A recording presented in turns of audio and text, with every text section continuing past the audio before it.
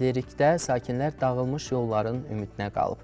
Rayonun ən böyük yaşayış məntəqələrindən olan Vizəzəmin və ətraf 5 kəndin yolu 40 ildir ki, əsaslı təmir üzü görmür. Sonuncu dəfə ötən əsrin 80-ci illərində soyuq asfalt döşənən kənd hazırda həm sürücülər, həm də piyadalar üçün ciddi narahatlıq yaradır. Turizm potensialı yüksək olan bu ərazidə yolsuzluq həm də iqtisadi inkişafın da qarşısını kəsir. Ətraflı sürətdə məlumat alacağıq.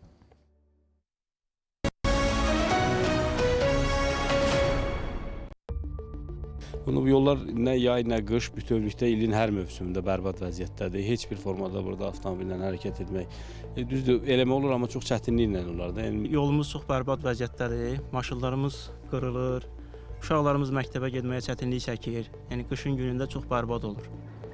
Bütün qurumlara da şikayət eləmişik, müraciət eləmişik, xahiş eləmişik. Hələ bir əncam qırılmayıb bizim işlərimizə, bizim yolumuza. Yəni biz istərdik ki, burada bir çətin vəziyyətdə bir neçə 6 kəndi birləşdirən bu yol çox önəmlidir. Çünki buradan şəhidimiz var yuxarıda, cəmaət xalqımız sağ olsun, xalq gəlib şəhidimizə ziyarət edirlər. Gəlib o yola görəndə biz xəcalət çəkirik.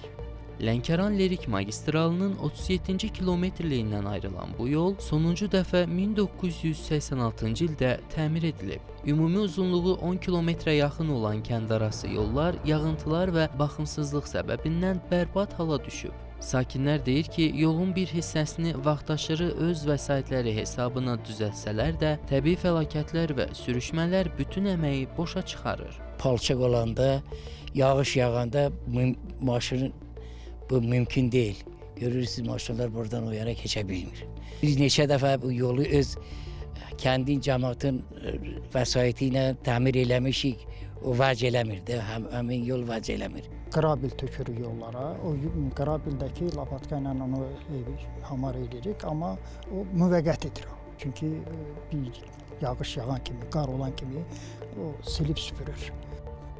Yolun yararsızlığı təkcə gediş-gəlişi çətinləşdirmir, həm də təhsilə və turizmə ağır zərbə vurur. Şagirdlər hər gün məktəbə gedərkən palçıqlı yollarda əziyyət çəkməli olurlar. Bundan başqa, bu ərazidən keçən Lənkəran çay və Kıncıvo çay vadisinə, eləcə də məşhur Toki-Əxıl şəlaləsinə yolun bərbad olması səbəbindən turistlər rahat şəkildə gediş-gəliş edə bilmir.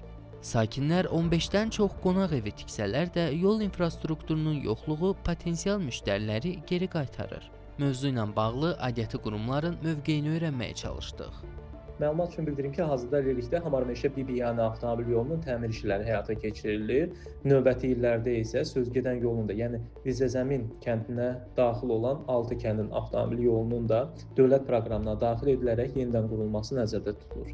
Ümid edirik ki, 40 ildir təmir olunmağı gözləyən 6 kəndin yolu diqqətdən kənarda qalmayacaq. Sakinlərin uzun illərdir davam edən yol problemi tarixə qovuşacaq.